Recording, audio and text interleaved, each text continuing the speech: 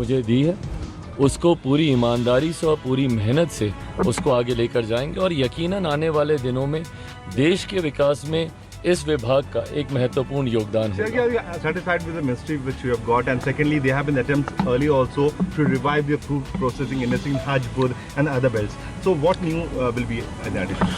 Well, first of all, not only I'm satisfied, not only I'm happy, I think this is absolutely my Prime Minister's discretion, whom he wants to give what responsibility.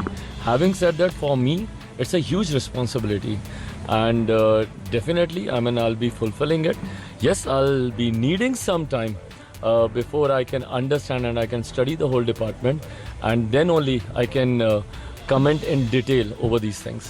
NDA की जो अलाय partner है, बड़ी ministries की जो expectation थी वो नहीं है, वो बीजेपी ने अपने पास रखी है, तो कोई रिसेंटमेंट तो नहीं लगा? भाई, मिनिस्ट्री ना बड़ी होती है ना छोटी होती है।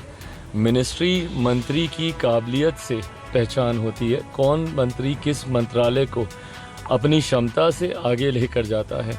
मुझे नहीं लगता ऐसे, उदाहरण तो मेरे घर पे ही है। मेरे नेता, मेरे पिता आदरणीय रामविलास पासवान जी ने अनेकों मंत्रालयों की जिम्मेदारी तब संभाली जब संभवतः उन्हें कोई जानता भी नहीं था, और वो जिम्मेदारी निभाने के बाद वो सो कॉल्ड बड़े मंत्रालय बन गए।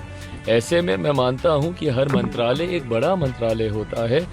आपके अंदर वो क्षमता होनी चाहिए उस मंत्रालय की पहचान देश भर में बनाने के लिए। आपके अंदर वो काबिलियत होनी चाहिए कि उस मंत्रालय के माध्यम से आप जनता को लाभ दिला सकें। चिराग जी, आपके पिताजी भी ये मंत्रालय संभाल चुके हैं जो आपको मिला है, क्या कहना चाहिए? इसमें कुछ नहीं कहना, कोई मंत्रालय किसने संभाला। जैसा मैंने कहा कि भाई ये जिम्मेदारी है, प्रधानमंत्री जी ने जो विश्वास मुझ पर रखा है उस विश्वास पे पूरी तरीके से खरा उतरूंगा, ये विश्वास जरूर दिलाता हूं। इंडिया अलायंस की पहले ही इसके ऊपर रिएक्शन आई है, उन्होंने कहा है कि अलाय पार्टनर को झुंझुनू मंत्रालय दिया गया। फिर वही सोच है ना, ये गलत सोच है, ये गलत सोच है। जैसा मैंने कहा, मंत्रालय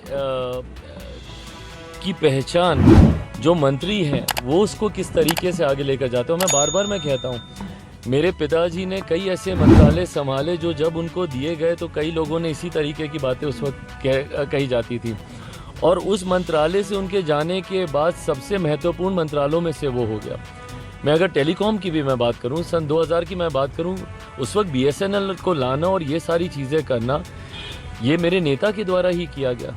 टेलीकॉम में जब वो गए, आज ये जो मोबाइल फ़ोन हम लोग हाथ हाथ में हम लोग देख रहे हैं, उस वक्त मेरे पिता ने बयान दिया था कि एक दिन ऐसा आएगा जब बैगन के भाव मोबाइल फ़ोन बिकेंगे। लोग उस वक्त उनका मजाक उड़ाते थे। उन्होंने कहा था हर रिक्शा वाला, हर ठेले वाला के हाथ में मोबाइल फ़ोन होगा, और ये ऐसा दौर था जब इनकमिंग का भी पैसा